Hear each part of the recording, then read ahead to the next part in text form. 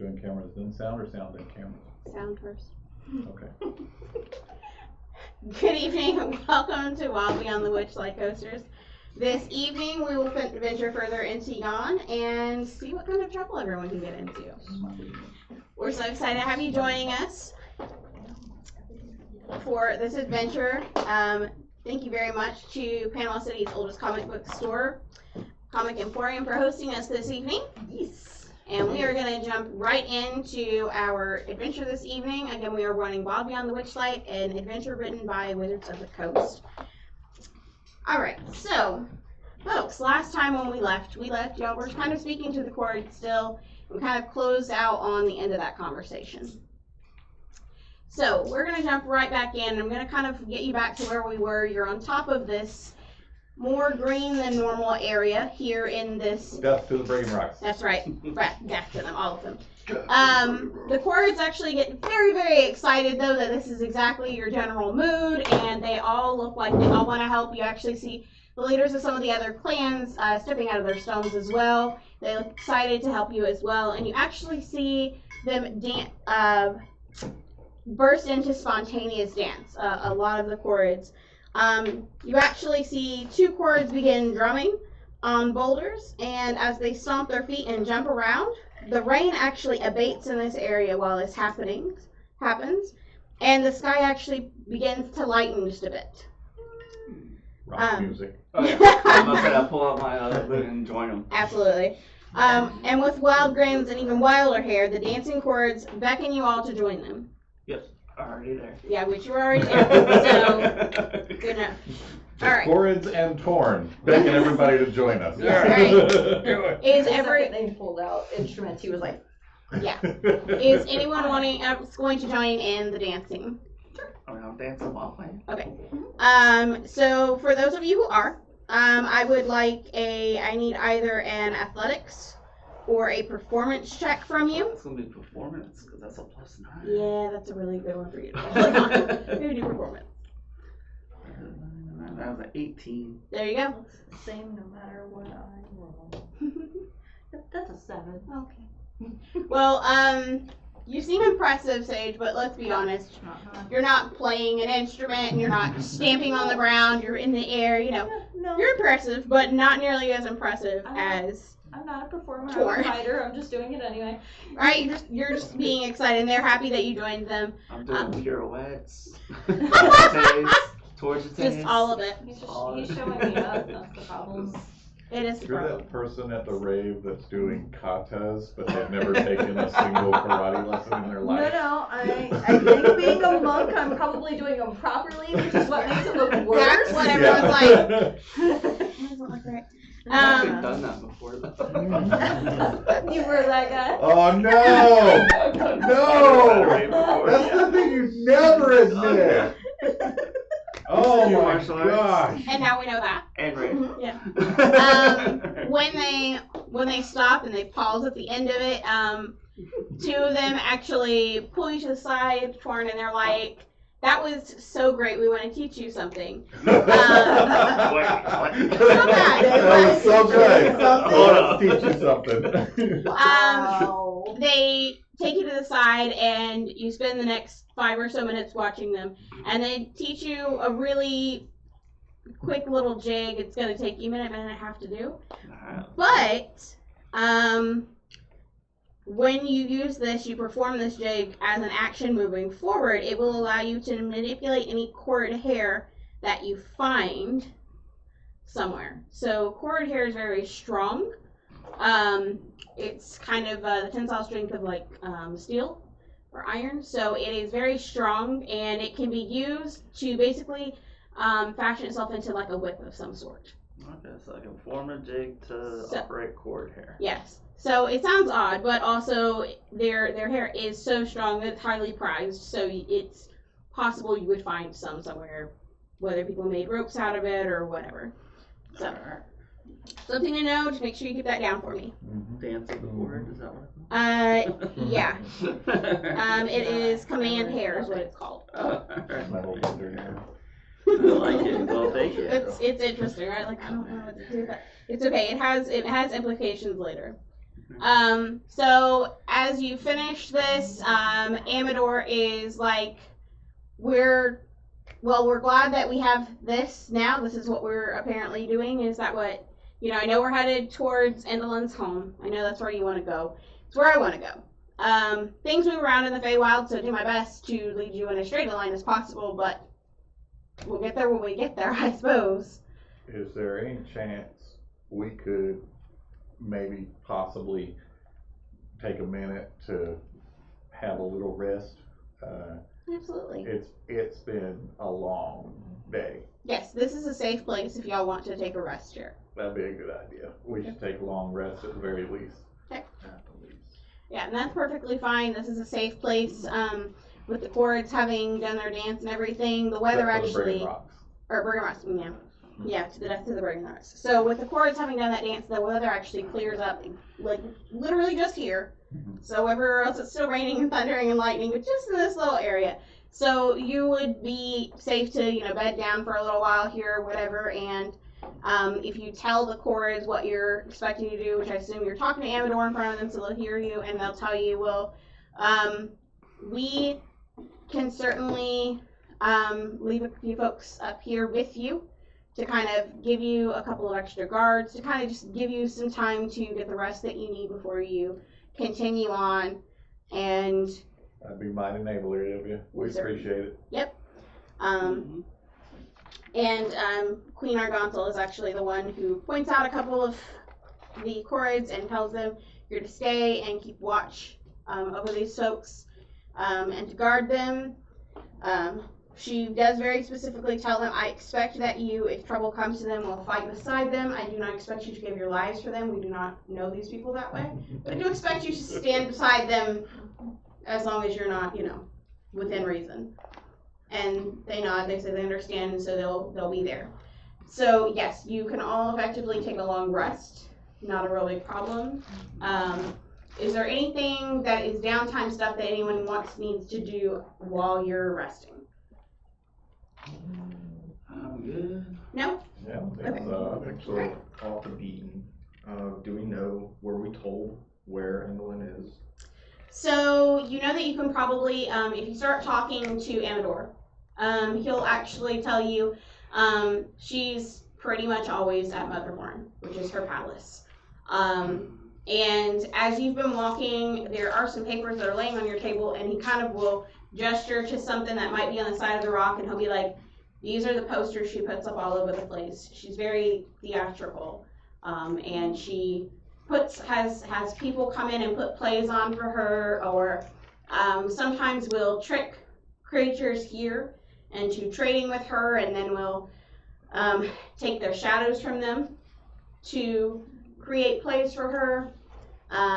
But she uses these contraptions, and at that he points out to those large copper lightning rods that you've seen before, and explains she uses these to actually gather electricity to operate the machinery within her theater. But that is where she's definitely going to be at. There might be more than one way for us to get in, but you do have those tickets that you just received from the puppets, and so she should they do grant you one audience with her. And as long as we adhere to the rules of the Feywild, the rules of Prismare, and we offer her no violence, she cannot offer us violence within her home. So kind of just something he puts out there for you. He does let you know, I expect that we'll get to her home at some point, but I don't expect that it will probably be in the next day, unfortunately. The Feywild takes you where it wants you to go. We'll do our best to get you there as quickly as possible. And Gleam, who has been standing quietly to the side, the elf, she kind of says, I'm going to stay with you the whole time. I need to get Blister back. But, of course, I'm sure I won't be welcome in her home, regardless of what we have or you have that says we can get an audience with her. Because, again, she's terrified of my twin being together. Because together we would essentially create an eclipse, in metaphor only, really, but she's terrified of that because that's when she's supposed to die.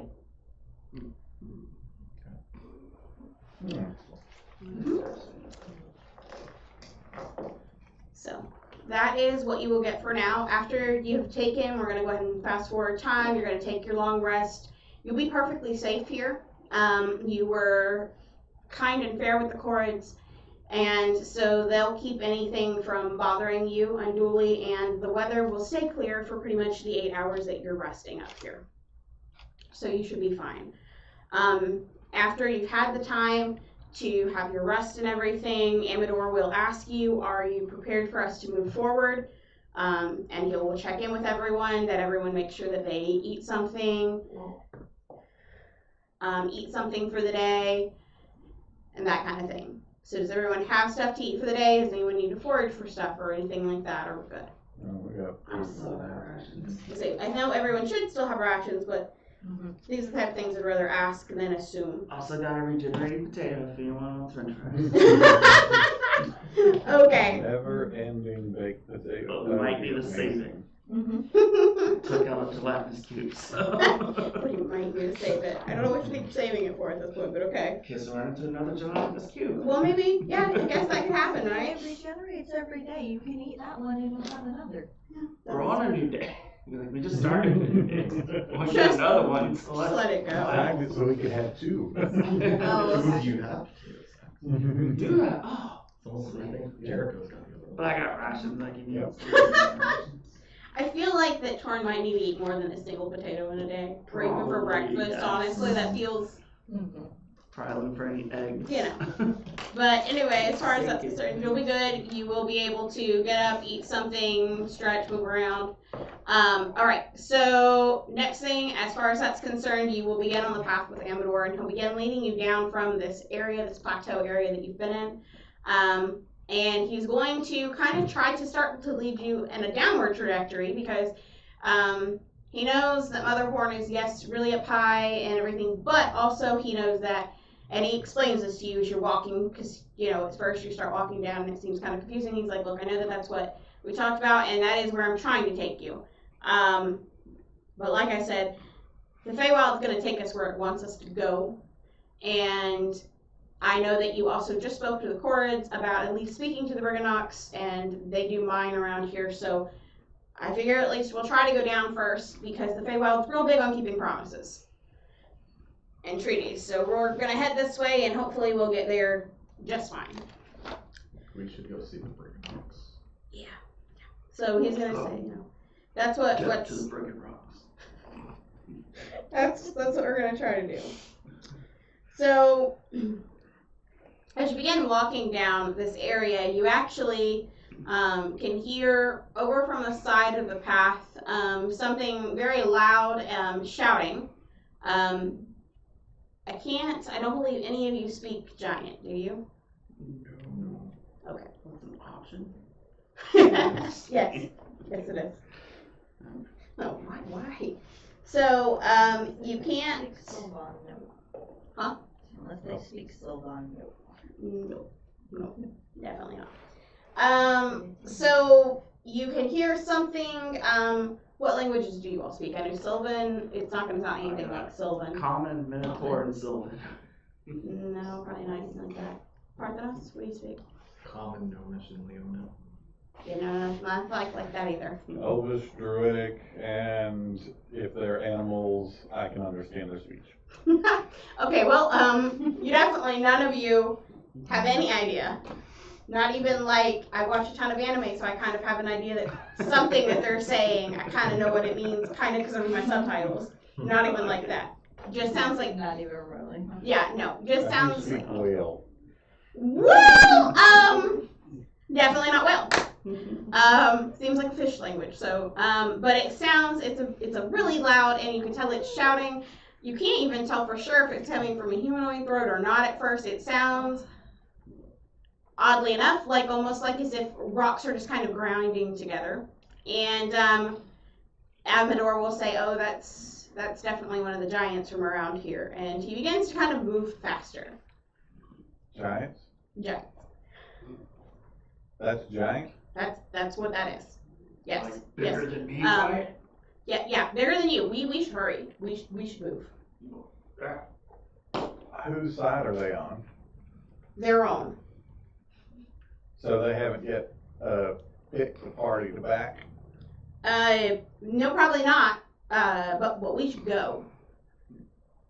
Well, I think this is a missed opportunity. And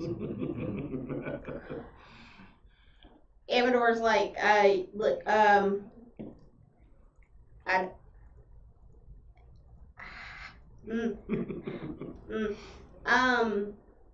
You said the Feywild takes us where it wants you know, us to it go. does. It sure does. It You know wouldn't what? bring us near the giants unless it wanted us to have maybe a conversation with them. Okay.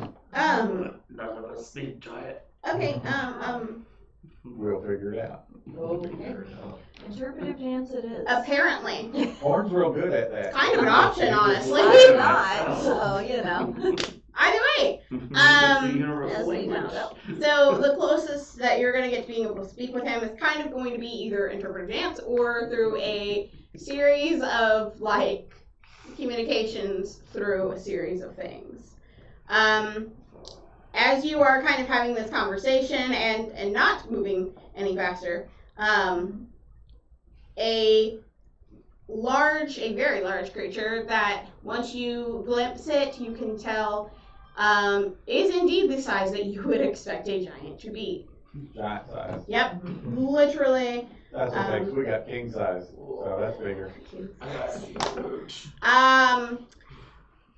As a matter of fact, as he steps out, and at first maybe you're not quite sure what's going on, but within a few moments you can kind of differentiate what's happening. And if you look at his face, you'll see that he's wearing a large brimmed hat, and his face is covered by some sort of a veil, and he is carrying a large staff that appears to have a beehive on the end of it.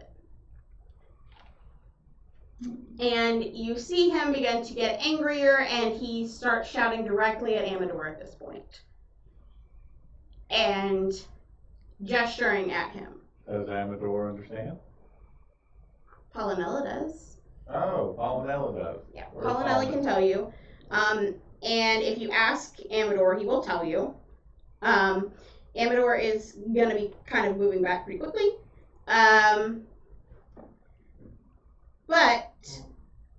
Let's see. Should Jericho be able to understand Pollinella? Yeah, you should.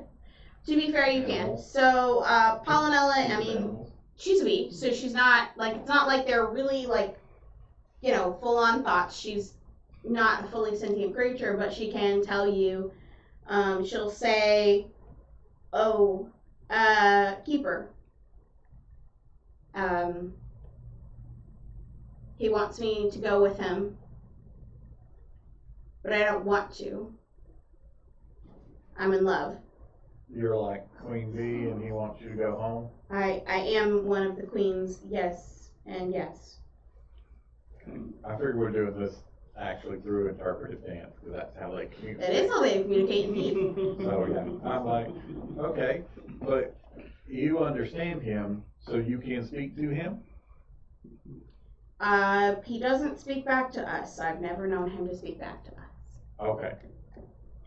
Well, tell him anyway, even if he does not speak back. Because you understand him, I do. so you understand the words that are coming out of his mouth. Yeah. Therefore, you should be able to make those same words, or tell me, and I will make those sounds back at him.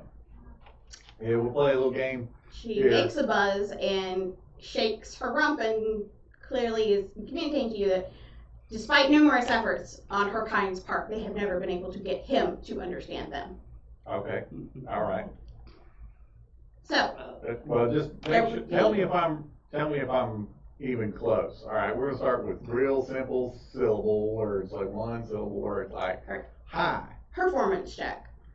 Performance. How we're gonna do this. Mm-hmm.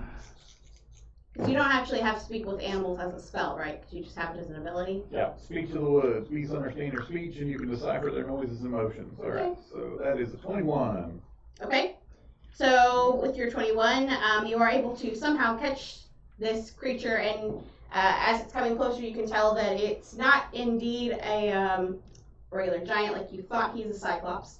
and he does pause and he does look at you. He can tell you seem to want to communicate with him, and he pauses. And you see him gesture again at Pollinella, and angry rumbling as if rocks are grinding together, but he doesn't continue to proceed further.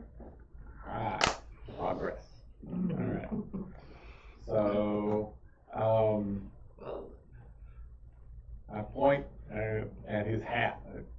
I'm like, nice hat. Wow. Roll it. Oh, not so much that time. That's only an 11.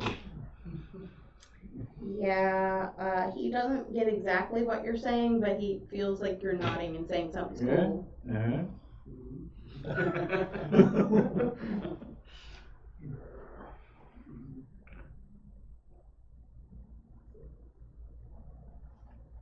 You're right. I don't have a hat. I could use a hat like you got. That might not be what he's understanding what you're saying to be, but yeah. No, that's fine. Okay.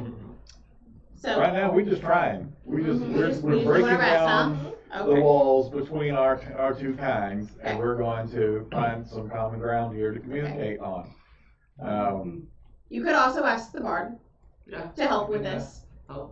You know, Guess I'll try as a that. master of performance. Yes, you have I mean, by now you should see what I'm trying to do. Yeah, yeah. I here. got an So idea. what- Like, maybe Jump in. join Or y'all me. just like- No, he was totally just amused by what he was doing. I was gonna and say, just letting Tween, him he's go. probably like, to be fair, I feel like, Torn, You give throw me your first guidance on performance there. roll real quick. Hey, throw guidance on there. Well, that's a 19 plus 9. Okay. There we go. Plus, I think he needs your Plus a guys. 4. Okay. So, 32. He picked it up. alright. Twinkle toes over there. Um, Twinkle toes torn. Twinkle So, toes. not only do you realize that what the Cyclops got from what Jericho is saying and trying to communicate back is asking him if he can have his ears. Maybe that's something Jericho wouldn't want to give him. Might want to try to do your best to communicate, maybe no. Yeah. And from here, I'm going to say with that roll, you should have pretty much, as long as you're not trying to communicate anything too, complicated, we should be okay to communicate more or less going forward. Alright. Now, Do you speak another language? Do you say? He just saw it. All right. How does he feel about the hag?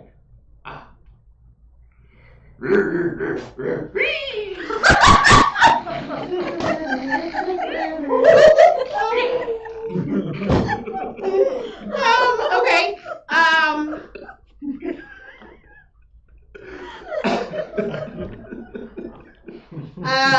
He looks at you and is like, but he begins making some gestures, and gesturing at Pollinella, and so you, again, with the check that you've made, you can understand kind of what maybe he's trying to say to be that he needs Pollinella back, because he makes honey, because he needs the honey, because he makes mead with the honey. That's it. That's his thought process right now. He does not care about the honey. He's just like, man. I relate that. All right. Right. He needs the bee to make honey because he makes mead. But the bee's married, so. Yeah, that's right. Okay. No other Queen bee? no longer. Have you? Okay, so might be information he doesn't know. She's gotten married since she was with you, right? I guess I can try and communicate she's married. Possible.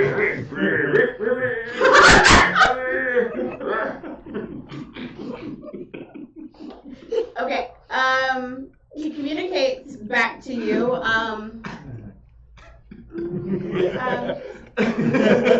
Hold it off. He Big ledge. he kind of shrugs and he's like,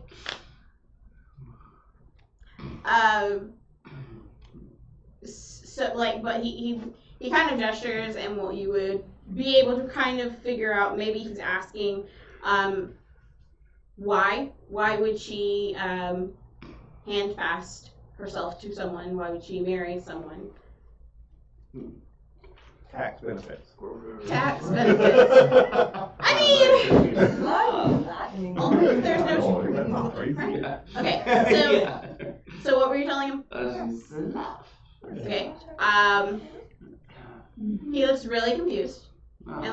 confused by that ideal or that sentiment. So he has no idea what that means. Like, he's He's like, never been in love before?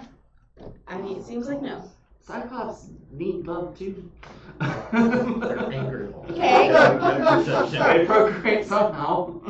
So he asked in his way for you to tell him what that means. Like, what?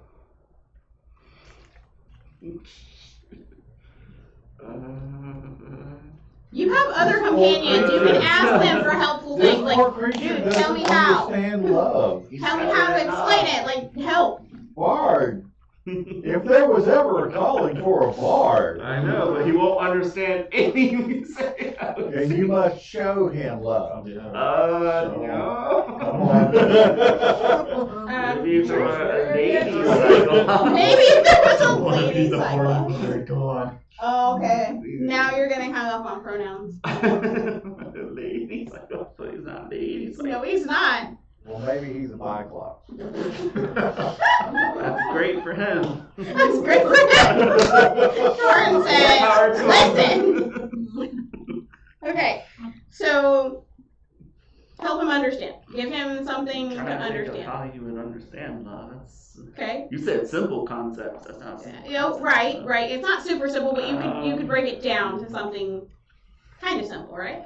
I try my best. I have no idea You how to roll with it. love me. Yeah, you love me. Oh, there you go. That. There you go. We can relate that. So, like, you love me. There you go. There you go. You got the gestures now. Yeah. Now Okay, he's understanding. The ring, the flower. Holiday. Okay, I'm so not sure about that. after kind of doing that, and he kind of maybe gets kind of what you're saying. Like, okay, so like he kind of parrots back to you that what I feel about my mead is a kind of love. But Pollinella and the flower both feel it for each other. Yes. Right? Okay. So for the purposes of this, we're gonna go ahead and do our best to kind of like, we could try to act this all out, but that feels. I think we should. Alright, hold on. It would be like, okay, so he would be like,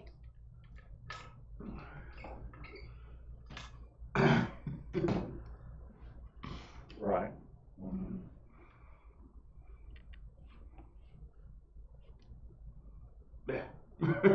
okay. And after a moment, he kind of seems to mull it over, and we'll go with, and he'll look at you and go, kind of indicating he's fine with that. Then if that's what she wants, he's gonna leave it. But you see him start making other motions, and he's like,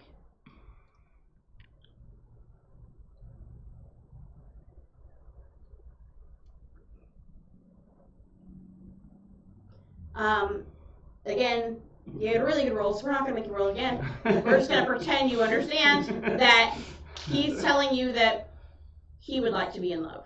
Aww. He would like that experience. He would like someone to love him, and he would like to be in love with someone.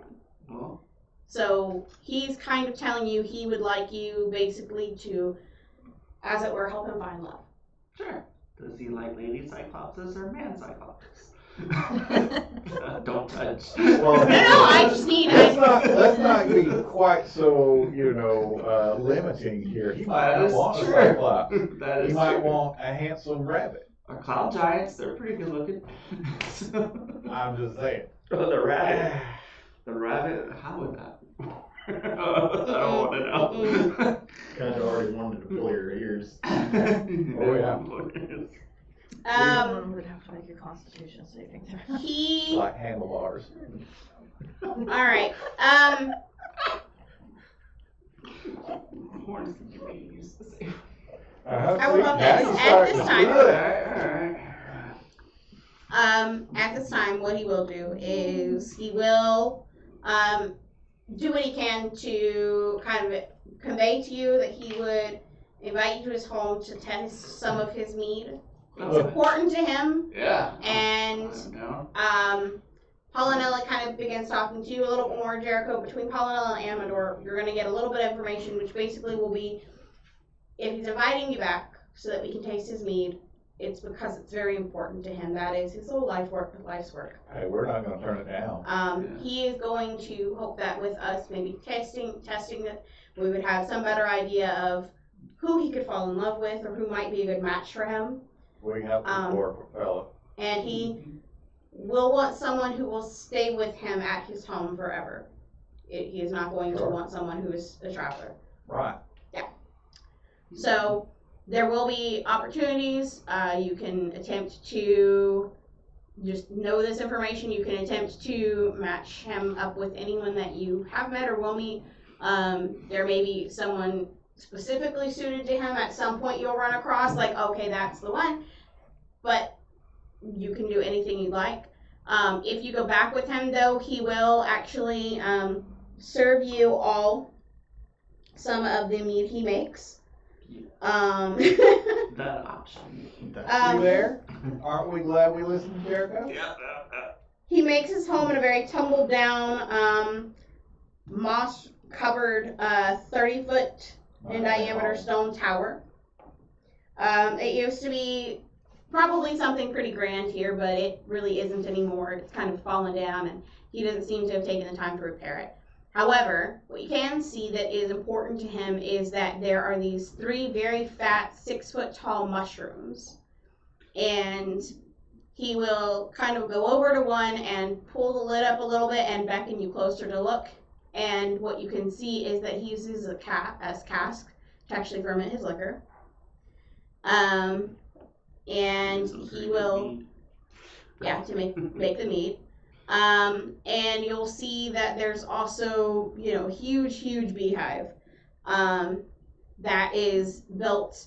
It's kind of something you would expect a Cyclops to have. It's giant. It's absolutely freaking huge over to the side, built into this large hollowed out tree. And he will kind of wave you into the home so that he can share with you a little bit of mead. I would like to sample all of his mead. Yes, sir. He doesn't make different flavors. He just makes like one honey mead. It's not like there are multiple flavors. Well, Sorry. there's problem number 1. Sorry. Gotta diversify. He is happy to do that. If you, for any reason, want to search around here, there may be some items that you can find as well. Because he doesn't want, like, if you find an item and it's smaller than something he can use, he's not going to care if you take it. Right? Like, he has no use for tiny items that would be the size of your hands. Let's just be honest. Like, what is he going to do with them? Squish them. That's it. So, he'd be fine with you navigating around and looking for things. If anybody would like to roll me an investigation, or who all is looking, or are you all talking to him? Are you all just sampling mead? I'm drinking mead. How much mead are you drinking? So how many vote negatives do I need to give you to your rolls? Just checking. This is a mead tasting. I'm just checking. I'm asking a question. Supposed to spit it out and not chug it. 8 foot tall, 300 he's pounds. already. That's true. That's true. Casket, He does indeed hand you all something to sample out of, and it looks like it would be sample size for him. It is the size of, like, something Torn might still feel like is a very large drinking pitcher, though. Like, I drink 2 of them. that's what he will pour for everyone. Torn's gone. Bye, Torn. Torn, you may certainly investigate, and you may take a disadvantage on that. Yes! Like, I'd be able to swim in it. You would! Absolutely, if that's what you want to do, sure. No, I'm just saying. We'll get I Becky. could swim in it. He would be like, 16, which is funny because even on the higher dice, it's a 16. okay. So it's still a 16. Is this the only person searching, or is anyone else searching as well? Getting lit, son. Look around, see if you said investigation. Yeah. Very good, me. 15. Okay. Through the searching, the two of you will find together an empty crystal vial that's shaped like a pixie. It's just dangling on the end of a delicate silver chain. You're gonna find a lyre that appears to be of exquisite quality. In your current state, Torn, you will strum it and think it is perfectly tuned. Yes. The rest of you will be like, you should not play that right now. It is awful. It is out of tune. And a quiver of Alorna. Which I did not pull up. Quiver of Alona.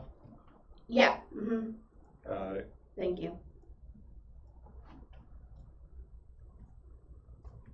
Which I don't even know how many of you actually could use it, but I don't think we have anybody that actually uses you might not. I don't even have a bow. Right. I But could throw 'em, to be fair, again, if no one can use it, it's not like you can't sell it somewhere or just leave it. I ain't leaving it. I'm not leaving it. For hoarders.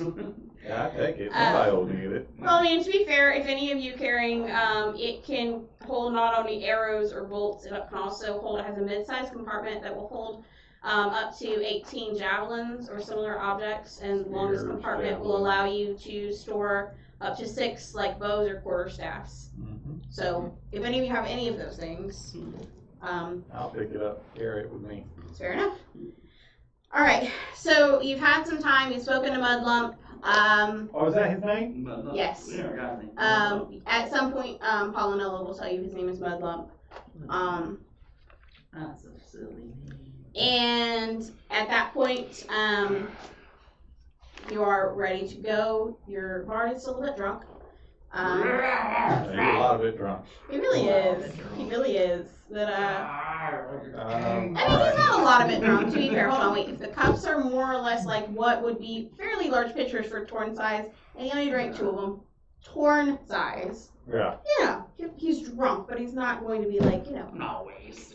perma drunk or anything. He hasn't Like drank when I for a was while. tiny. Not great. He's hitting him harder. Yeah. Only Yeah. a sip or two to be polite. Yeah, I mean that was probably still plenty for you to be like, okay. Yeah. We need a way for you to be able to communicate with him. Yes. Do you have access to spells that, like tongues or comprehend languages? I gotta speak with animals. Is it possible that you could probably, I don't know, you're a bard, I don't I know. don't think birds can change spells. Yeah, you cannot. Okay. So, I don't have access to that spell, unfortunately. what you will know, if you ask Paulinella and Amador, what Amador can tell you is that most of the bees that we will find in this area do harken back to this hive. So if you were to find someone that you felt like was a good match for Mudlump, of course, people in this area know who he is, so we could send a messenger, but also you could probably tell a bee Okay, and assume that the message would get back to him, okay. right? If Lisa, you we'll meet maybe you. use a speak with animals on the bee first, right? So that the bee could get back and speak to him. So that would be an option. Okay, cool. Okay. So, good deal. All right. So Amador says, if we're ready, guys.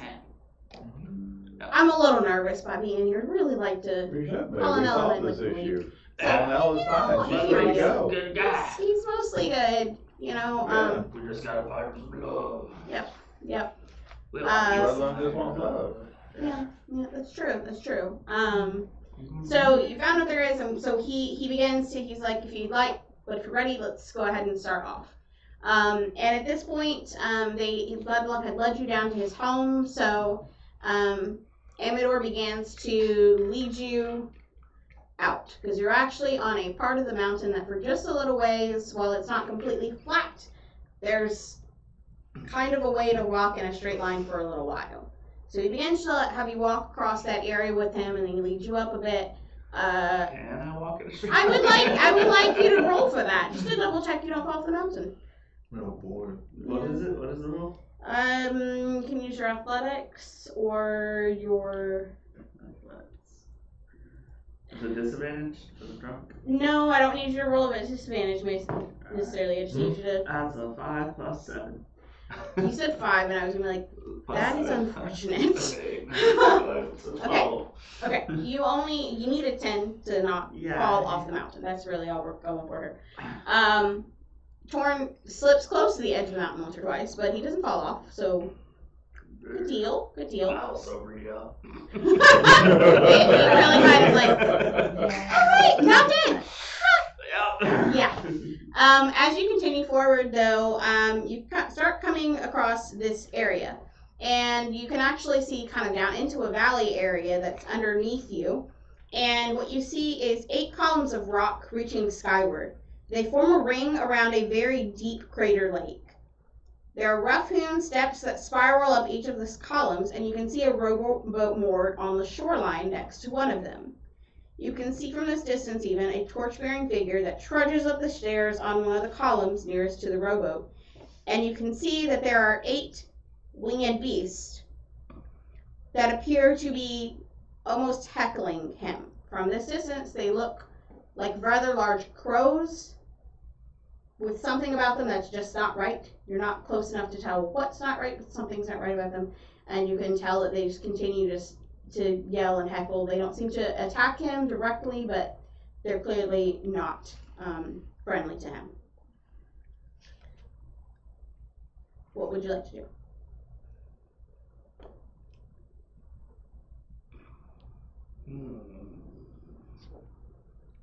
The guy, torch figure, people are heckling him. Are there any rocks around? Like where you're at right now? Yes, you're on a mountain. There are definitely rocks. You can, yes, absolutely. There are plenty of Pick rocks. one up and throw it towards the winged Okay. creatures and tell them to stop being rude. Dang. They look a lot closer than they are, and you realize that as soon as you hurl a rock, and then you realize like Getting their attention. that's a lot further down, and they didn't really even. One of them seemed to kind of twist its head to look at you, but they seem rather intent.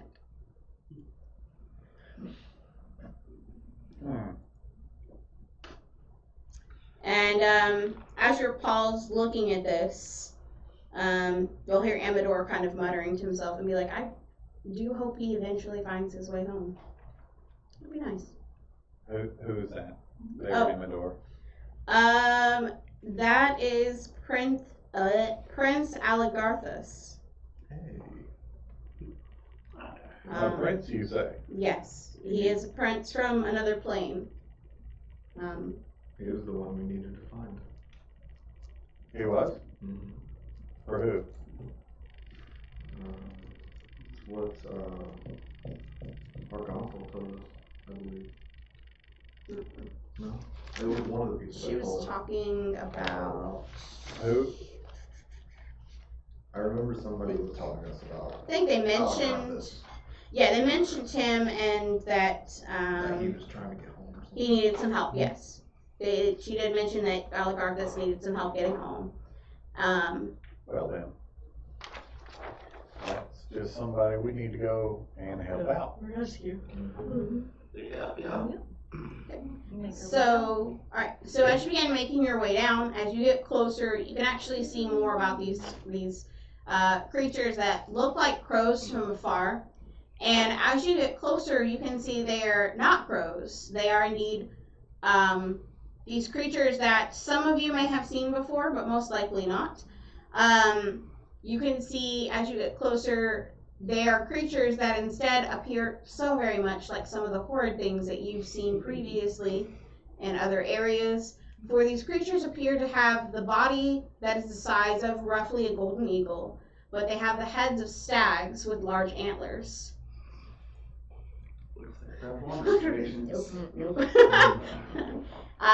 There appears to be 8 of these creatures, and you can see them. You see as you get closer, you see the elf get to the top of this tower and light something, and you see him begin to head back down, and you see as soon as he begins to head back down, you see that these creatures swoop down and put out the fire with their wings. Oh, you don't say. Mm-hmm. Let's see if they can keep that up. Yeah, Let me check the range on this. How far are we from the thing that you just lit up on fire? The top of the stones are 200 feet. So the top of the columns of stone are actually 200 feet in the air from where you're at, because you're walking down towards them from a mountain. You're still only roughly like 200 feet. Like just instead of being up, it's just straight across. So it'll be quite the ways from you. As you get closer, you can hear the creatures continue to seem to basically heckle him. They're not speaking common. Speaking Elven? No, Okay. they're not. But you can see them continue, and you see that he's not fighting them or anything. He just looks a bit resigned and just continues, and you see him get back in the boat and row to the next beacon, because the shortest distance is for him to row over to it rather than walking. You see him row over to another one and begin the trek back up to light the next one, and you see most of these creatures move over to that one as if they're going to just put it out again. And in the time it takes you to get down, you're going to watch this repeat itself like 3 times. Alright. Okay. I'm gonna shout at him in Elven. Hello there, Prince!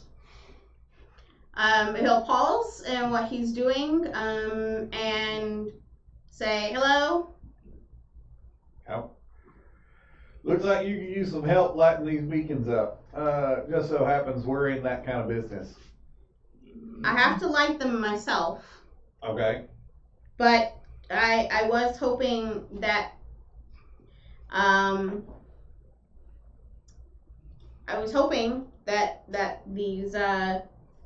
these once performers would get tired of putting out my fires. Yeah, they don't seem to be seem doing so. Let's give them some encouragement, shall we? Sure. Yeah. He's like, sure, whatever. Yeah, no, that's fine. Yeah. These whatever nightmares these things are about to meet Dragon Rage Sage. Yeah. I mean, Can I burn them? Oh, you sure can. Oh, they man. were intelligent creatures at some point. Yeah, but He tells you, and you know, I feel like fists are a universal language, so Yeah. we gonna let this happen. Most okay. problems Oh, can be like solved with violence. Fireballs out? Oh, you throw fireballs? You got fireballs? You throw Of you course. throw That's fireballs. all you want. Okay. Sunbolt. It's It's not fireballs. They call me a man. Okay. I'm gonna go ahead and toss a bless Inkling. down this way so that the 3 of my companions can enjoy that as we begin this. I was gonna try and intimidate him, but I guess we'll just. I mean, you wanna do that before I get up there? Go right ahead. Y'all tell me what you would like to do. He is. Like, could he even understand common? Yes. Okay. Before Like, everything but As names. you, so first of all, before you start anything, do you want to ask Aligarthus any other information that he has about these creatures, or are you just going to move forward to intimidation? What are we doing? should probably get information. I That'd be mean, the I guess smart we'll ask thing. some more. You don't have to. You information. certainly That's can what a just attack. smart That's D&D fine. player would do. So you're just attacking them. No, right. No, no, Gotcha. information. Oh, okay. Yeah, we said smart. I heard. That's why I figured you were doing the other thing. You said smart D&D players would ask for info, so I figured we weren't doing that. Like, hey, so what's the deal with these stag eagles? Damn. I don't know what stag eagles. Actually, they used to be a really great troupe of actors called the Greyhawk Murmurs. Andalyn invited them here to perform, and I actually saw a few of their performances. They were pretty great. And when you hear him talking about them and talking about, like, he's like, their performances were pretty great. I saw one of them. They used to perform in pantomime, and they were pretty good. I can see why she asked him to be here. And you can kind of see that, like, when he starts talking about how fantastic they were and everything, you see that the birds kind of settle and seem to listen. Like most creatures, they like hearing praises about themselves and that they were once super great or whatever. And he's like, but they got a little high and mighty and a little full of themselves. And Dylan doesn't like that, and she turned them into these creatures. So they're not best of friends with old hag face up there? Oh no, No, they wouldn't be. Oh, okay, well, I'm glad we didn't just fireball Yeah, them like you were about to. Alice. Yeah. Enemy of my Whatever enemy you and all want that. to Well. do. Yeah. Hey, you players, can we have a word with you? You see two of them detach themselves from the rest and come down and land in front of you. Excellent. Hey, we hear you got beef with old super dramatic living in a castle up there. Is that about Could right? have you roll me a? Let me get a save against fear. So I'm gonna guess probably. You want a wisdom save? Yeah, your wisdom save, please. All right. Ain't that scary looking. I mean, they really are pretty horrifying. Riding for the hills. Yep, that one. Oh, shit. Oh, Jericho appears to have remembered all of the terrifying stories of his bunnyhood, and like, those will eat me. I'm sure those will eat me. They look like everything I ran from in every story. They look. I mean, that's what you think it looks like because there's really just a dotted outline of where I used to be. Yeah. That hasn't caught up with me yet. Yeah. And Yeah. shirtless. No, I don't want them tracking me. There are pellets. Yeah. I'm already back with Mud Lump. I'm like, you're not going to believe what I saw. Wow. That I'm gonna need a big drink. Oh my god, you're like, I'm gonna need a drink before I go back and try to deal with that. Okay. Okay. Well then, Alright. that's our top negotiator. Everyone else give me wisdom saves, please. I won't need nearly as high You for got your bless, though. Parthenos. Bless is good. The That bless will, is good. that will Roll help. that D4. that will help negate the -3 I have on this. I won't need one. Wisdom save. You too? Oh What no. did you roll? Right after Jericho. So, There goes the- I rolled a 2 Right after Jericho, you're right. with a 1. So 3 plus 3. So actually, it's a 6. So not that bad. But Okay, with a 6, what I will allow is that maybe you didn't run all the way back. Maybe you got, like, to the spot in the mountain pass where y'all had been previously and looking down, and you paused and were like, wait. it's a spooky ghost all over again. Yeah, like, I think some things, y'all, and some stuff. and you start trying to reason with yourself, like, wait, why am I, are we supposed to be doing a thing and helping? Like, you pause. You are far enough away that you'll still hear most of what gets said in this area. But yeah, you're definitely not right there because you are a tiny fairy and that seems horrifying. I was ready to go punch him a minute ago. I got a 15. Okay, you're perfectly fine. 14 on the dice. He was Going with worried bless, about but it, and- -3, so 4 becomes a 1. So that's a. Parthenos? 14. Okay, so you're both fine. Oh, Both of okay. you would be ready to like go to battle with these creatures or anything. I don't know, maybe it's all of the horrifying things you've already seen when you worked with Bavlorna and all of her little hideous creations and stuff. Or maybe you just seen more things and you're just like, Y'all look good on my next album cover. awesome, just want to see. You know what? You probably could negotiate with them for that. Alright. It's in your hands. Right? I'm like, our negotiators. I want nothing to do with this. Oh, Jericho tried though. I did. You really did. And you So- lost your muscles, so I feel like really for Jericho this was that dog all over again. Nope. Nope. Oh, you're much more terrifying up close. I thought we were. Never mind. I no longer care. Alright, so. Alright, so good news is the person with the main motivation to be like, hey, I think we need to check on this guy, Parthenos, is still here, so Yeah, that's good. good deal. Alright, so Parthenos, and did y'all discuss the plan by any chance while you were walking or talking or No. anything? Oh, Nope. Usually Alright. the plan just comes tell me up. the plan. That's why Torn's you like, don't have to Jericho, what would Jericho do? Jericho had a WWJD, plan, what would but- Jericho do? Oh, no, don't say that. He'll get a big head. He could hear you say that with extra bunny sensory hearing. Somehow he hears it all the way from there. He's like, "'Tis the correct question for me to ask." Girl, I've trained him well. I hear you That's why guys Torn's got my a best beef friend. with Indolin here. She made you into, this. They nod. Alright. Well, my, traveling companions, we just so happen we're gonna go bust her up, so why don't you stop heckling this guy, come with us, and, bust her up. I want her castle, that girl. Okay. Well they, Yeah. That's how I was too. It's like negotiations. They look like they think that might be maybe something. Let's see. Give me. You can. The only check I really have for us to negotiate with them is performance, but I will let you use that. Yay, that's a good one. You also got that blessed, Steve?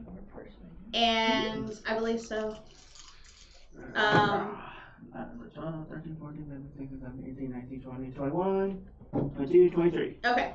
So they look like that they are pretty on board with that plan. Since you can't actually speak to them, they nod. But they look like they would be on board with that plan and would be possibly okay with coming to help you out with that. They kind of give Aligarthus a little bit of side eye, and he does tell you, he's like, well, I can tell you they won't be able to go in the front door with you. Because, you know, she kind of, they begged her to be set free, and she did that by releasing them, this way, because they didn't want to be in her prison anymore. She said, cool, you don't have to be in prison, but you can be a terrifying bird of prey. Yeah, stag eagle.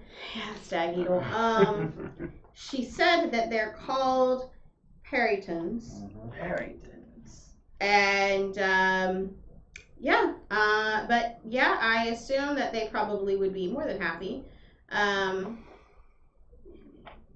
to treat kindly with you if they felt you were of kindred spirit.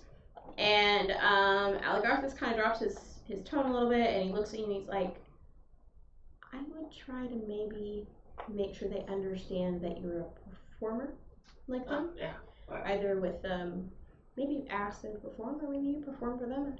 You know, whatever you want to do, but I do know they have a soft spot for that kind of thing, so that might be something to try. Yeah. Do it right now if you want me to. Pull out my loot. Have fun, sir. Lightning strikes. What's up? You guys like performances? They do. Alright, well this is a story that happened to me and my little entourage. It's called The Ballad of Dragon Race Sage. There it is. Turned around and Yeah, ran, yeah, that- so that's gonna. We were mysteriously attacked by an evil hag. Surrounded by her 10 soldiers who sought your drag. I let out the sound of my thunder to handle this plunder. The fighting very tiny but scary was thrown into a wooden cage. A great dragon then appeared, but she did not feel fear. She burst out of her cage, filled with rage. Dragon Rage Sage, slay the dragon with her bare fist. Dragon Rage Sage, she never once missed. Dragon Rage Sage, the fighting fury very tiny but scary. Dragon Rage Sage. And Mage Hand pops out and fireworks. Okay, so thank you for honoring us with that. We appreciate you, Torn. And Aligarthus looks absolutely impressed. Very, very impressed. And as you finish, he begins lighting the beacons again. You can certainly speak to him. He's just going to continue about lighting these beacons. If one of you wants to speak with him or ask him anything about him or whatever, you can. You just need to follow him. Huh? Apparently you need to go home. Yeah, I would really like to go home. When Endlin told me that she could tell me of a different future where I could slay the dragon in my realm and not die, I agreed to come here for a year, but now the only way, she says, for me to find my way back to my realm is for me to light all 8 of these beacons. And until you came just now, as you can see, I never get further than 1. Gotcha. So, but he is going to continue on. It will take him about an hour from start to finish to light each one. Jericho, if you would like, I will let you try. No. No. It's safe now. We're friends. Don't with blame them. you. Make them go away. I'm before and they're good. Make them go They're away. gonna help us. Make them go away. My friend's afraid of you guys. Might want to like. Tell them we'll sneak them in the back. Yeah, we'll sneak in the back. Wait for us by the back door. We'll let you in. Okay. They are impressed with his performance and that they believe that he is the true spirit of a performer, so of course we never lie to them, and they nod in agreement, and you see the 8 of them fly away towards whatever direction that appears to be going up towards Motherhorn. Yes. So they're gone. Alright, so how long are you staying? Are we attempting Once they're well and good and gone, then we'll join the party. Well, I'll join the party. I don't know what you're about to say. I probably made it back before you. I didn't run as far. So I don't know how long it took you to go back. But yeah, we'll go back and we'll say, all right, Prince Pooh, get them beacons lit so you can get on home. and he continues to move through, and he continues to light all of them, no problems. Now that you've chased off the birds or talked to them or whatever you've done, he's like very grateful. And the only thing he does also tell you is he beckons to Parthenos. Parthenos is wearing a crown. He assumes he's the leader of your group, and he will beckon to Parthenos and tell him, if you would walk with me while I finish what I'm doing, I can share a bit of information with you. I can certainly let you know that when you go to see Endlin, I would recommend that if you have any thought to have any kind of space, like talk with her and not to attempt to fight her, which I would certainly not recommend, for not only is it her in the castle, I've heard whispers that one of her sisters may have joined her recently, as well as all of the many creatures that she has in her employ. A lot of them, and they are not, as I've been told, some others, they're not all scared of her to the point where they won't fight, they would just run off. Matter of fact, maybe they're that scared of her. I'm not sure, but either way, they will all attempt to lay down their lives if need be for her. And while they're generally small creatures, they're quite formidable in groups. And he will tell you, I would recommend that you speak with your group about possibly being prepared to put on a play for her. I know that you've seen the notices posted all over. She's very entertaining. Murder in Act 1. She actually goes to other realms to search and seek out actors to come and put on plays for her in her theater. She's very, she puts out flyers. She really doesn't expect anyone to come because we really can't usually go. Like, you could show up like you were gonna, and she'd be like, you're not coming to my house, so I'm not really sure why she puts out flyers. Maybe just taunt people, I don't know. I watched plenty of them when I was with her for a year, and between you and me, they're bad. They're mostly bad. Yeah, they're mostly really bad. But she loves them, so I would recommend your group think long and hard about if they have any talents that they could put to use to maybe attempt to impress her with. Yes, which he'll be like, I mean, I know one of you clearly sings, and that's fabulous and amazing. You call that singing? I know, whatever, you know, he's like, he made sounds with his voice. It sounded like he was saying it was singing. I don't know what it is. It's not a type of performance that I'm familiar with. And it's not a type that I've, seen in my realm. But I would recommend that you certainly think about if your group has anything that they can offer her as, plays or anything. While what your bard did was pretty cool, I don't know if she'll like something like that. She likes very dramatic. She doesn't really like the hero to win in her plays often. She likes very dramatic things. So just kind of some general information he wants to share with you, just so you know. And it lets you know, she does generally reach out to people. She does tell the future. That's something that she does. That she may offer to tell your futures. You do that at your own, your own peril. I was stuck here for much longer than the year that I promised her of my life because I have not been able to light the beacons. Well, now you can. Yes. So if you stay the entire time it takes him to light these beacons, it will take 8 hours. It takes an hour to light each beacon. I thought you said 1 hour for all. No. Of them. It is 1 hour per beacon. Between him rowing the boat over to them, walking up, lighting it, walking back down, rowing to the next one, it takes an hour for him to light each one. Now, when you say play, could it be a rock opera? Does it happen? Perhaps. Could I help A him genetic make it rock around opera. faster? How? Would you like to help him make it around faster? I can push the boat. Jericho comes in a little glass vial. While I'm So flying, I can Okay. push the boat. if you do that, I will say that with you pushing the boat to help the boat move faster, that will help him move through the water faster. Mhm. And I will let you cut down the time that it takes him to do this by a quarter. So it'll take 6 hours to do everything instead of 8. And what if I offer to carry him off the steps? Okay. What's your speed? 35. 35 plus, let me think. Are you planning to dash up and back down every time? Because at some point you're going to have to start taking, either you have to take a rest at some point or you will have to take exhaustion levels if you're just relentlessly dashing up and down. Are we trying to get this fella up to the beacons faster? Yeah, trying to make them do it Essentially. faster. Is that all? Yeah. Well, hold on 1 second, y'all. We got ourselves a giant. We had Mr. Mudlump come.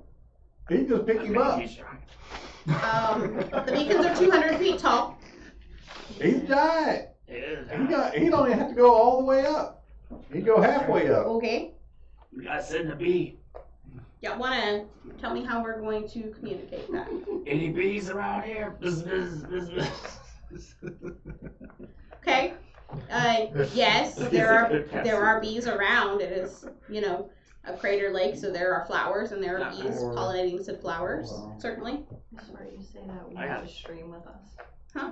You say that wants to stream with us. What? Felon. I saw you mouth it, I was like, I say that. I mean, pretty much any time I'm playing D&D. Eventually, This should just be the name of our groups. Or shenanigans. yeah, I can give him the ability to fly. I can give him super speed. I mean, I got lots of different ways to make this guy move faster. If that's all this is. I mean, based on it? no, not haste, but I got long strider, which would double his speed. Okay. They can fly. You can just fly. Yeah, I'm saying, or I To can the other- I can cut it down by, actually like, just 80%. yeah. I think fly speeds are generally. Does it say how much it would give him for a fly speed? Hold on 1 second, I'll tell you. Okay. I think it's, if you cast fly, I think it's like 120 feet. I think it might be. Is that what spell it is, Jericho? It's actually polymorph. Oh, you can polymorph him into something else. Yeah. And I can give him the ability to fly. Okay. Well, then it would depend on what you turn him into on probably flight speed. Yeah, Yeah. that's it. Because Okay. my flight speed is the same as my walking speed. Yeah, but for some creatures it's much higher though. Like lots of birds. Yeah. Let me see. Ooh, mine's 40.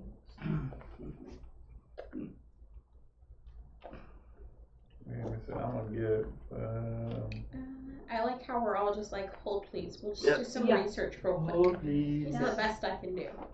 Hold Okay, please. so I Jared, can turn him into a giant eagle.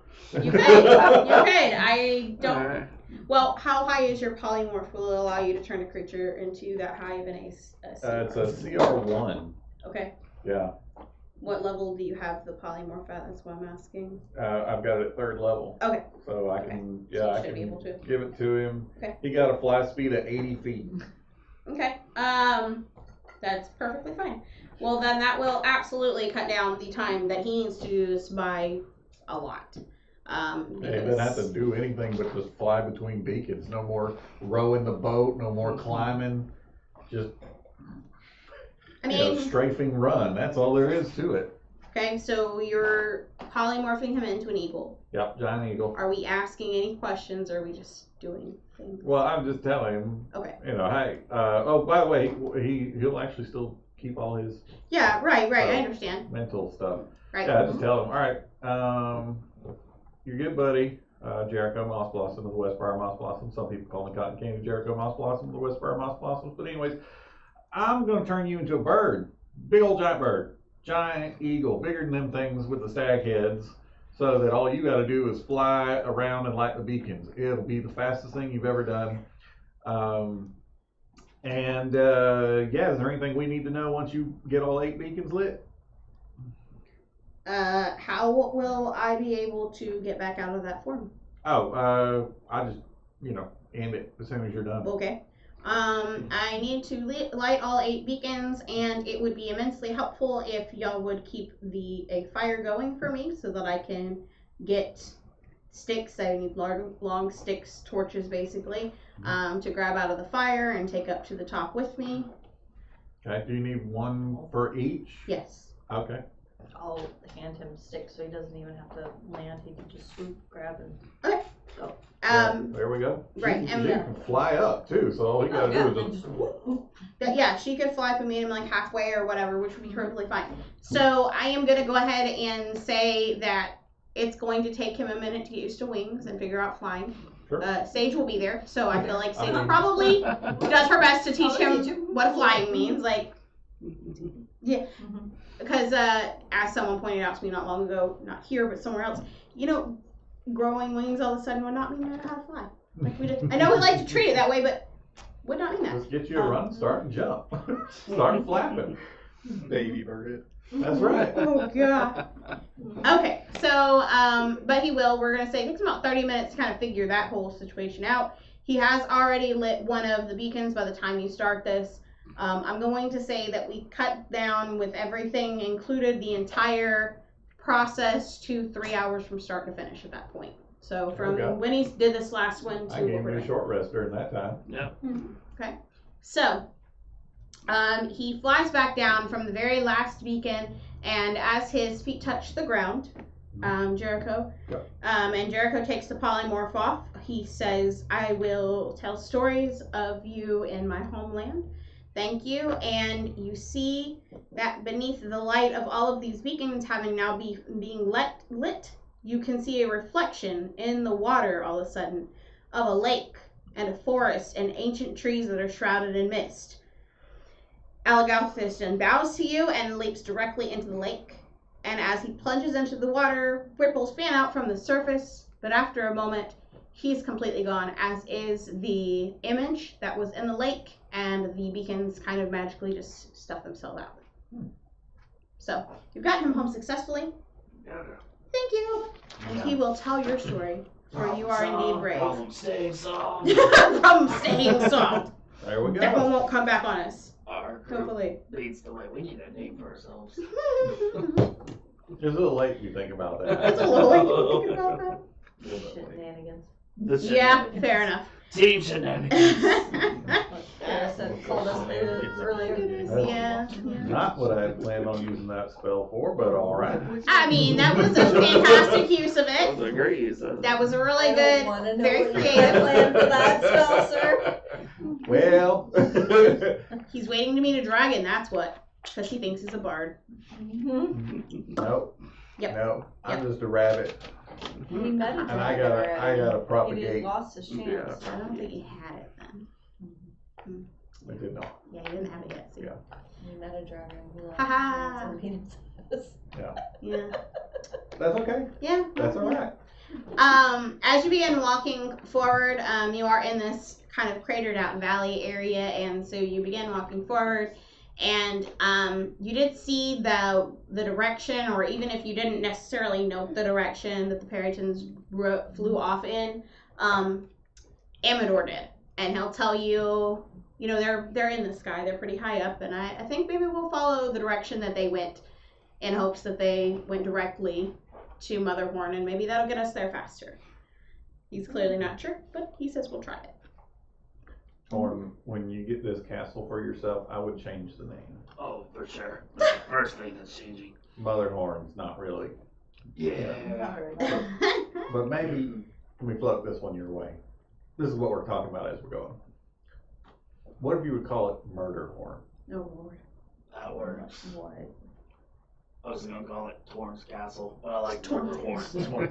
Yeah, Murderhorn. Mortarhorn. That should be See, so. there you go. That'd be an album. pretty cool, Starts right? writing in his book. As you're walking, you do see you're walking through this area of, it's still fairly green. There's even a few trees down here because you're down in kind of a cratered area, and there's, you know, grass and stuff, and everything's okay for now. It's not that it isn't still lightning. There is still light drizzle, but again, between the trees, you don't feel it as much, which is nice. And Amador does tell you, he's like, in just a moment, we're going to have to start reascending the mountain, and it may get harder, guys, but I'm glad that we had this small reprieve, and I'm really glad that you could help Aligarthus, because he really deserved a win. Well, if you hadn't noticed, that's pretty much what we've done since we arrived, is help every single individual that we've encountered. Paulinella and I can Yourself. never thank you enough. Yep. What we do, we help people. That's what we do. As you're walking along, It's a family business. you'll actually see, like I said, you're kind of walking through this wooded area. You actually see that you're walking along a main path where Amador is leading you, but over to the side, off of the path, there appears to be a little bit of clearing, and you can see that in that clearing there is a large throne. It appears to have just been hewn directly out of maybe a really, really big boulder. It's just this huge, massive stone throne. Amdar. Yep. Story with the throne there.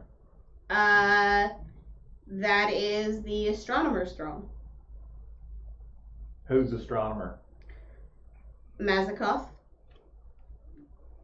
No. He was a celebrated elven astronomer who claimed to have hailed from the Black Star at the edge of night. That's your next one. Black Star at Edge of Night. Yeah, that's an album name. Yep. Okay. What happened to Mezacath? Mezagoth? Mazikoth. Nothing really. He was a hailed astronomer, and at some point he traveled off to some distant regions, and I haven't heard any additional stories of him for quite some time, but that was generally the throne. Used to be the trees weren't quite so thick here, and he sat on it plenty of times to stare at the stars. And he's just paused on the path while he's talking to you, and he gestures at the throne, and he kind of tells you the story, but otherwise he says, would you like to go closer and look at it? We certainly can. I hear some people have wanted Go to. sit on throne. Put the king on the throne. See how it feels. You can do that. Yeah. There you go. Yeah. Yeah, that's what we're doing. Okay. Something else I want to do too. All right, and as you come up to the throne, you can actually see there is something engraved around the seat of the throne. Who all speaks Elvish? I So do. count. Sylvan would give you a rough translation, not an exact one. Alright, I'm gonna do some. He is Elvish, so maybe good for him to read an exact translation word for word. Are you sour candy? I did not warn her. I think they're delicious. For a minute there, I was concerned, like, is she, like, what's happening? And then all of a sudden I I've realized, eaten like a she dozen eaten some of that while sitting candy. here. I know, but you were prepared, so, There's yeah, also no. two stuck together. Oh, Oh, those are no. the good ones. Yeah. I just saw that they were in the Freeze dried. I did not read the sour. Oh. I love them. Okay. So you're coming up to the throne. You can all you can all see there's something inscribed on it. Most of you can't read it. Those of you that can read Sylvan kind of like can see a word here or there. Jericho, you speak Elvish, so you can read it.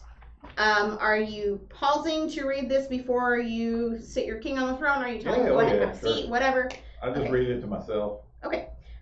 Jericho, what you read is, I'm a traveler from a distant land. My name is Mazakoth, keeper of stars. Sit on my throne, disciple, and unravel. That's it. Neato. Mm-hmm. Yeah. Yeah. What he said was true. This is Mazakoth. Anyways, it's the astronomer's throne, and he invites anybody who wants to know what he knows to sit on his throne. You like making maps, right? Yeah. You can make maps and stars. You can make maps of the stars. This could be fun. Could. Could. Mm-hmm. Yeah. So. Plop on up there. Says it like you're a small child that's going to have to like I know, right? climb up there. I don't know how big it is. You said big stone throne. I'm just thinking like massive seat, you know. It's a throne. It ought That's what I'm to be picturing, pretty. too. It's pretty you know. big, but I mean, Like, could you the know. Cyclops use it? No, not quite that Oh, big. okay. Again, it was made for an elven astronomer, so it's That's large. It's Oh, really so it's big. fancy.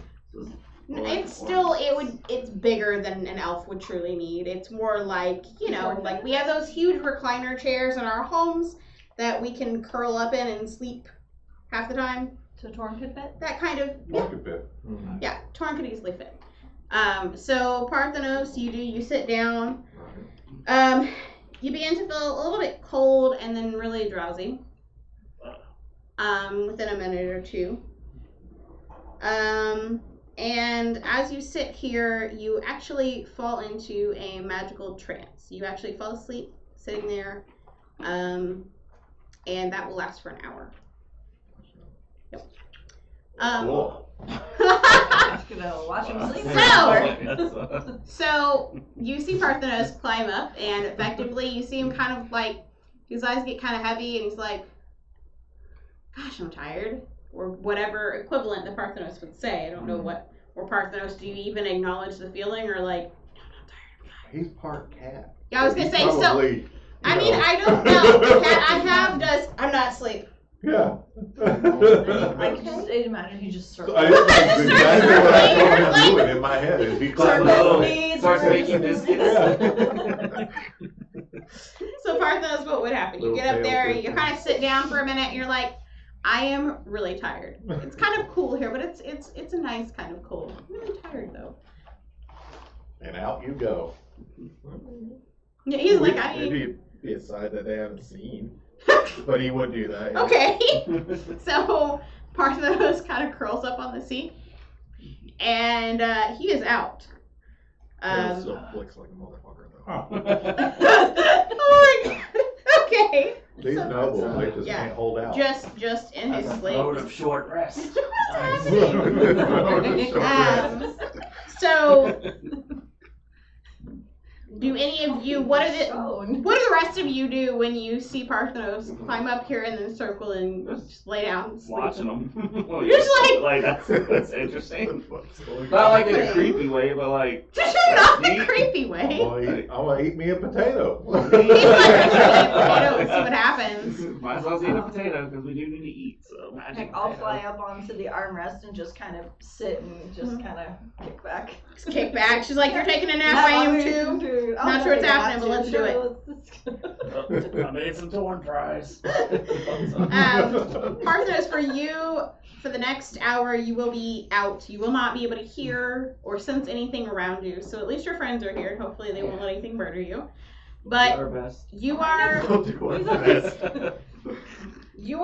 you are effectively not even aware of where you are at all. Things kind of seem to shift for you, and your dream feels almost incredibly real. And you start to have this dream of kind of hurtling through the stars. And almost like what your friend just had suggested, that maybe you could map some of the stars, you feel like you could, because you're floating in this void above, and it looks like probably Prismere when you look down a little bit. It looks like maybe it's Prismere. As a matter of fact, you can see this odd thing you never could see from the ground. You can see that Prismere quite literally, while it's a large area spread out, you can literally see what looks like odd, like, just like when you have problems getting from realm to another, you can actually see like large, almost cloud banks that are formed between these three large sections. Like as if there's literal magic dividing the three of them in some way. And you can see beyond them that there's a smaller spot hewn out that's not connected to the three that appears to have an absolutely beautiful castle on it. There is, and you can see like that last area, like it's small, it's very small, it literally just encapsulates pretty much the castle and what you would assume were the castle grounds. It really doesn't spread very far, as if they had carved all of the rest of the land that they could away from this. They isolated this, but it's beautiful. The entire thing is like a blue crystalline color. It's really gorgeous.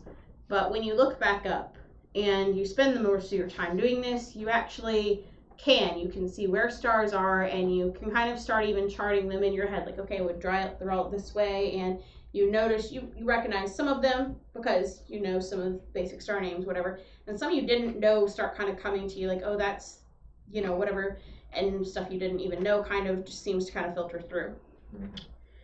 At the end of this dream, you actually will arrive on an actual one of the star's surfaces, and it's very cold, and right as your feet touch what is clearly the ground of this star, you actually wake, and you are back in your body, and your friends are back around you, and you are just sitting on this throne, and Sage is sitting on the armrest, probably half asleep. Watching over. You will actually gain proficiency in one of the following skills moving forward. You can choose from Arcana or Deception, History, Insight, Intimidation, or Survival, whichever one will most suit you. Well, the Arcana, Perception, History. You can use Arcana, Deception, History, Insight, Intimidation, or Survival. Nice. Yeah, so you can just choose one of those to gain proficiency in, and that's So, what. If one of those already have proficiency with, would it give me expertise? Yes, if you want to stack it that way. Cool. So that will be that, and while it won't have any effect probably on any of the real game mechanics, I'm going to definitely say that if anything comes up that has to do with like navigating by the stars or anything like that, you'll have a memory of quite a bit. You'll be able to remember the dream. So if you ever were to want to maybe draw a map of like the stars in this area, you'll be able to do so. You could draw a whole map of Prismere. You could. Pretty much. You really could at this point. So there Well, are you your wake up. Hey, sleepyhead. Very long cat nap. Well, what'd you learn? Everything. Everything. Excellent. So do we need to continue forward, or should we go somewhere else? We should probably continue. Okay, cool. Well, let's get on our way then. But there were cloud banks dividing everything in Prismere. Very interesting. And off in the side there was one that was hewn away from everything else of a blue crystalline castle. Yeah, that sounds about right. That's your future homestead, sir. Zyblina? I figured. Yeah. We should probably find a way to reconnect that to the Prismere. That's probably what we gotta use the unicorn horn and that cauldron for. Probably. So we know that much now. Well done, Your Majesty. Now, should we go get on our way? We just spent the last 4 hours now not getting on our way. Yeah, let's go. 1 hour. Well, then there was the 3 hours with the Prince Algartha. Oh, yeah. Okay. I think we should go find the Brigands. Them's back that way. We had our chance to deal with them. Let me deal with them on the way back. So, and as, to be fair, as you're talking and Amador hears you, he says, I don't know where the Brigands are. I thought I was leading you towards them in the first place. But like I said, the Feywild chooses where we go, and I can just do my best. All right. Okay. Well, do your But- best to get us moving. We're gonna keep going along this path if none of you have any objections to that. None whatsoever. And we are going to just continue forward. Now, if anyone in your party would like to roll me a survival check. That's not a good one for me. I mean, you can still roll it. It just means, Well, Why not? Let's see what happens. Oh, plus is worn off, hasn't it? oh, long time ago. 17, I got a plus 17. 16, plus 15. 15. See, you still did really great. Plus 17 on the die. See? You did really great. Oh. Okay, so 15, 17. So survival. You said one of us, we all rolled. I was gonna say, everyone can roll. It's totally fine. I just need to know what kind of all are getting. Jericho, what'd you get? Just know you want to brag about it. No, I was just waiting. I'm See gonna the let face? everybody else have their chance in the sun here. Uh-huh. 20 or nat 1. Well, what? He rolled something really huge. Yeah. Parthenos. Yeah, I'm just gonna wait. I'm gonna wait and let What? everybody else give their numbers. Okay, You alright. know what? I'm gonna laugh if you roll. You're still really sleepy. Honestly, your head is quite literally still in the That means I stars. beat That's you, fair. and that will make her. Nope. He doesn't really pay attention. He's just napping now. Yeah, fair enough. Uh-huh. Your roll on the die was higher than mine combined. 30. Holy shit. I swear. Anyway, between the three of you, Now, everybody else want to roll. I was just gonna let it happen, and I was gonna stand back and watch as they all go in different directions. And I'm Nope. This is why you're our guide while we're here. I know. to be fair, okay, so between all of it, it's more than enough for you to realize, like, even though the Feywild does move at will and does what it wants, Jericho, with your keen senses, you can at the very least hear the sound of pickaxes and hammers, the sound of mining, basically, and you can tell that the Brigands are probably no more than about an hour away from you, if that. That's pretty loud. If you would continue on this path. Well, you would think it was loud, but it's really not, because they're really weak creatures. But to hear them an hour away. Yes, it's fairly loud, but also you just rolled a really high number. So my assumption would be you're standing there for I mean, a moment, I got With the your bunny ears. senses Yeah. and doing like a whole thing, and you're like, there's the faintest of tapping in the distance. I just It imagine. sounds like an old lady tapping on her teacup. Would be that direction. I just What? see one of his Okay. ears turning into a satellite. Yeah. And just. Yeah. What happens? With that number, unfortunately, there's not really a lot else I can give him. Maybe for just a moment it gets louder. Maybe, Jericho, you hear something akin to what would maybe be nitroglycerin being used to maybe break apart something. So even at that, it's definitely loud enough that you hear it. Everyone else doesn't necessarily yet, but Sage and Torn, you both can tell that you saw those creatures fly away, and you are definitely still following the path that they took. So this is hopefully the correct path. So, and if someone will just grab Parthenos so you don't lose him, that'd be good. Because he's kind of, I got him. I get it, he's He's busy mapping. making a map of everything, and He's basically mapping out Prismere. yeah, I was gonna say he's probably just basically mapping out Prismere. You kind of have to like steer those people back on the path sometimes because they'll just start like, I needed a minute, and leaning against a rock, and you're like, okay. Make sure he doesn't walk off the ledge. Yeah, just, I got him. So, Inside You the did- rope. veering off. Yeah, We just very gotta good. do it back Yeah, Just on. put him on a leash and walk him. Yeah, You're good. And walking the cat. Y'all can just walk his warhorse as he paints. He's still That's on his true. horse. That's valid. Ah, still So has his see, I flying forgot steed. that. I forgot See? about that It guy. does I not forget that all drop the time. until See? it dies. That's I still fair. have my mechanical. So you're fine. You frog. too. Just You're grab a rein just and riding the frog for no reason. Yeah, I got With him the walking lead. your warhorse. Doesn't make me any faster. Don't care. What? Who, my frog? What? Okay.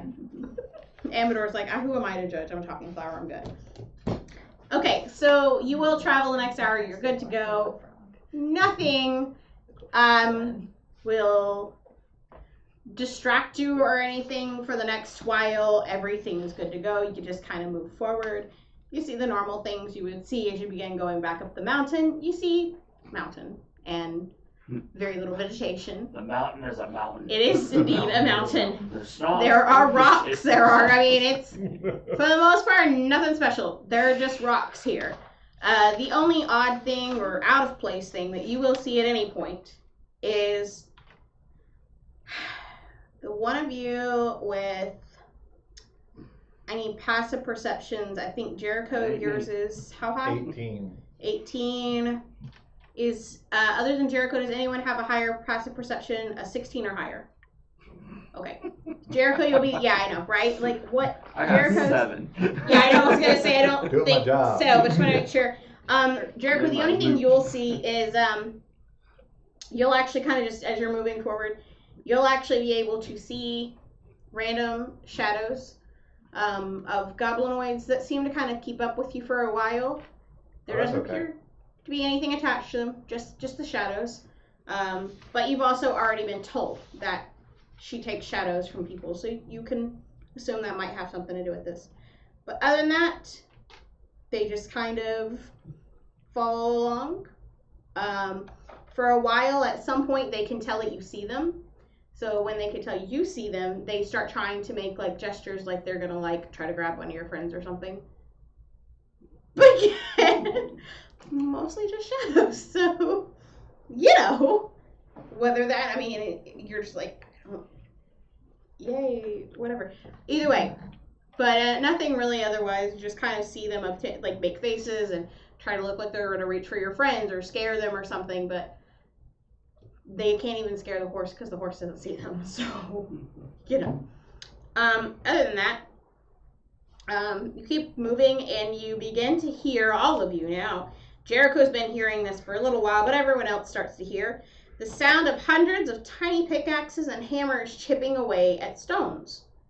It appears to emanate from the mouth of a cave that has fingers of rock reaching skyward above it.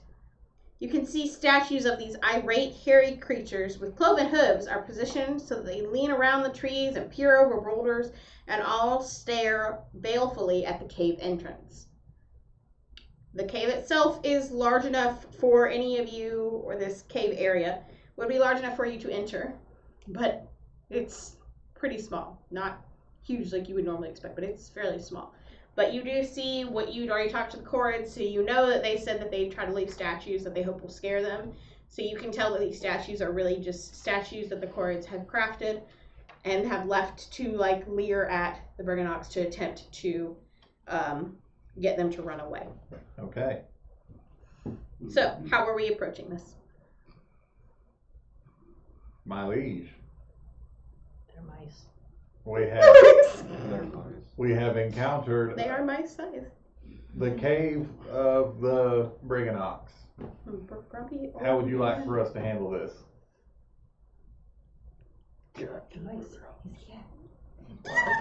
Nice. I know.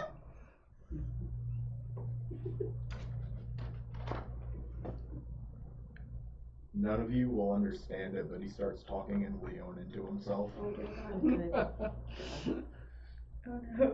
Interesting. Do we just hear meows start coming? Just feels like, not meows, it's probably like one of those chirpy sounds that the cats make. Where it's like, what are you the doing? Mancoons, yeah. The cats actually chirp. I know. Actually, that's how my cat talks too. Ours do too. Yeah, you've heard of The them. main Don't code have chirps. cats. What's the chirping? It's actually a mechanism they use to try and draw the prey towards them. I actually love watching. Is that them what do it That's sounds so like much right fun. now coming from you? You should hear Well, what no. a bug gets at our Okay. house. Yeah, I They was just like, I love hearing that sound. So yeah. Okay, so yeah. you're just speaking in Leonin, and we're all just kind of staring at you. Leon probably sounds a lot like, if you've ever listened to lions, they have these weird chuffing sounds that they make when they talk to each other. I imagine it sounds a lot like this, and you're just like, yes, sir, absolutely, yeah, Well, I mean, if you'd allow it, I mean, they could try to make a religion roll to see if Sure. they can kind of discern what it is. I am more than happy for them to make a religion roll to see if they can discern what's happening. Religion. No. He's the one speaking it. He's the one who said, hey, if y'all want to make a religion roll, maybe. Where is it? 24. Alright, not too bad. I have no idea. Because what does Jericho not know? Can he You make said this was a songs? non-combat campaign. I put Okay. everything into utility. That's valid. All right, so 20 whatever, frick, and 21. So I assume that they can probably understand what you're saying. What are you saying? Okay. What do I understand is Sage is a coming from winged you? creature is just drawn closer to the chittering noise. Like, oh. What does this mean? Like a bird outside. Oh, what is that? Yeah. I rolled a 5. I have no pluses. I just. Is it? Standing there on Is the it a war ears of your chant? warhead, of course, like. It's a religious chant. That's It's a religious chant. Mhm. Same thing. Okay. Yeah, I was gonna say that might be the same. It's a religious war chant. Oh, excellent. Okay. I'd look at the rest of you and I say, He's gonna finish speaking in Leonin and then go back into Common. Okay. yeah. Pretty much sensing that the two of you will know it. Okay. You want to know what I said? I do, very much so. Because it sounds like Torn needs to get ready to smash some skulls. He does. Okay. Are you Okay. gonna play whack-a-mole? Well, he'll know the time. But Will I? yes, you will. I'm not very perceptive. You will You know. might want like a No, I really, wanna really spell like. it out. This is the time signal. You will know. Smoke But signals. Yeah, smoke signals, fire signals, ice signals. blessed be her name. Oh my goodness. May she guide my blade. Oh shit. Okay. In the name of her holiness Athena, we ride. We ride. Awesome. And now you will know some of his backstory of who his patron is. Yeah, that's Yep. Athena. Okay. Interesting. Athena is the goddess of war in the D&D terminology. You pick the goddess of war in the non-combat campaign. She is in a couple more of them. You know what? Into the path of glory. You know what? I like it. Religion. I like it. Okay. When you explain all of that, I give each and every one of you emboldening bond. Ooh, what does that do? What's that? Sounds fancy. So for the next 10 minutes, anytime you roll let's see, you can roll a d4 and add the number rolled to an attack roll, an ability check, or a saving throw. And you can do that no more than once per turn. So there you go. So there you've got a d4 on those 3 things, and I hit you with a bless too. So you'll have 2d4. Okay. So roll a d20, get 2d4. There you go. I like it. All right. Is So. there one of the Briganocks close to us? There are none outside of the mine entrance. You can hear that there are clearly a ton of them at work inside, but there are none outside currently. There are a couple of different options. I mean, obviously you could try to go in and call out and see if you can get someone to talk to you. You can just try to go in and see what happens, whatever. But no one's outside. I'll trot up to the entrance. Okay. Call in. Okay. See if I can catch the attention of one. Okay. Try and get it far enough away from the others to talk solo. To speak to it. Sure. You actually, let me see here.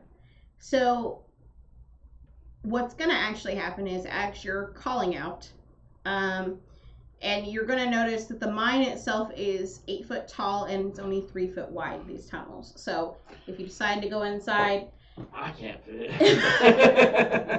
My horns are like. Sucks to be you. well, I guess about that wanting those back. Oh, I You guess I can could walk go like sideways that the way. whole time, Yeah. you'll be fine. I could just act like a bull going on all fours. Charge him.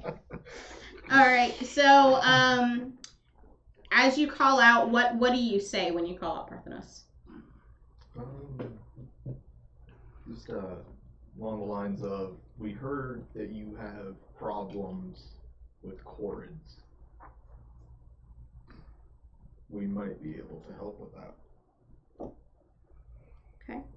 And what you actually see, oddly enough, walking out towards you out of the mine is a tall, slender human that's clad in dark leather armor. They wave to you and they look fairly friendly. They have a tiny wisp of light that floats near them, and there is a mouse-sized creature that you can assume is a Briganock. Little mustached creature sitting on their shoulder. And the human calls out to you, "Greetings. How can we help you today?" And he seems fairly friendly. He just smiles. He's like, we do have, we've had some issues, obviously, yes, with the Briganocks, and he kind of gestures to the statues around. Good chorus.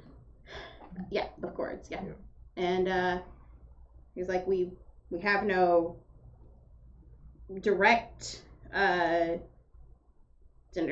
we didn't have anything with them except that we assume that they're trying to stop us from mining, and so they must be in league with Creeping Lynn.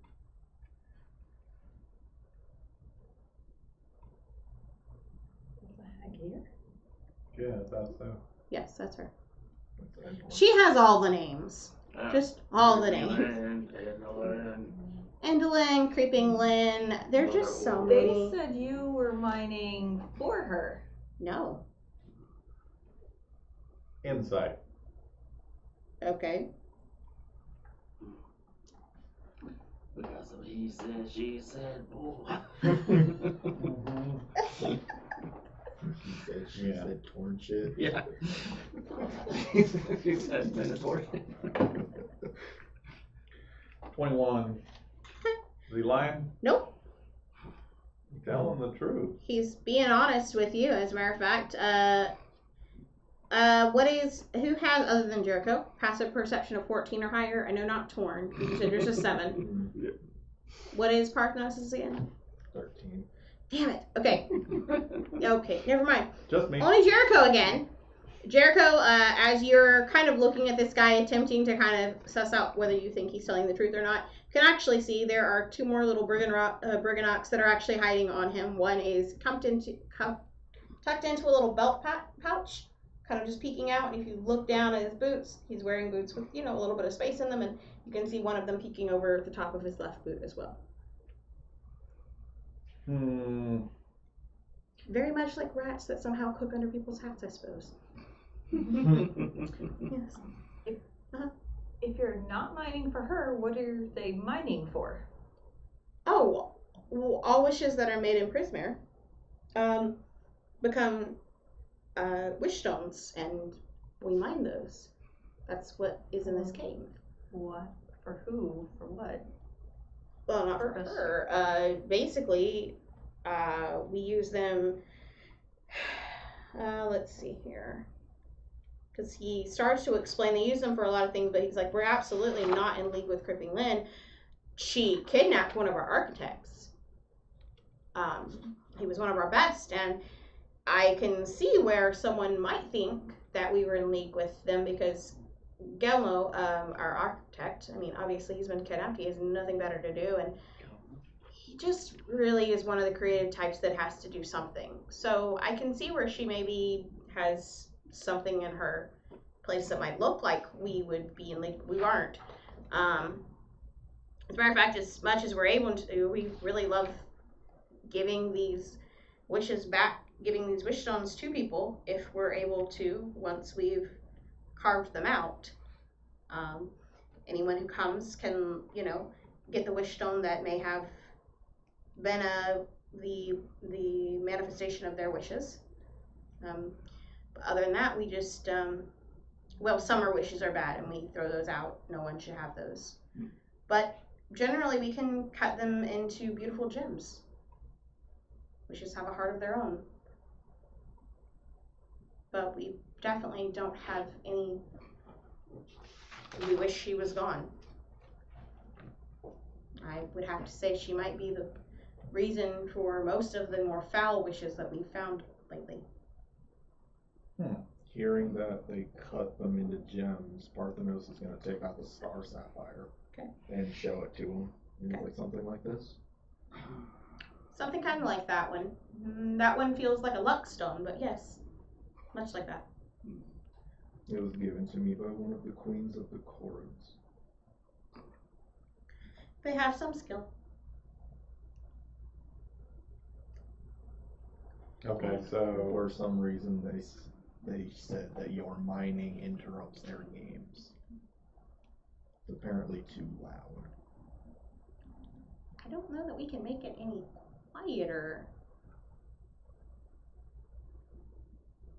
Are you sure they're not using that as an excuse for, because we've done this for hundreds of years. It's never been a problem until Creeping Lynn came. I feel like maybe they're just using that as an excuse to try to start a war with us because they think that we're working for her, which we're not.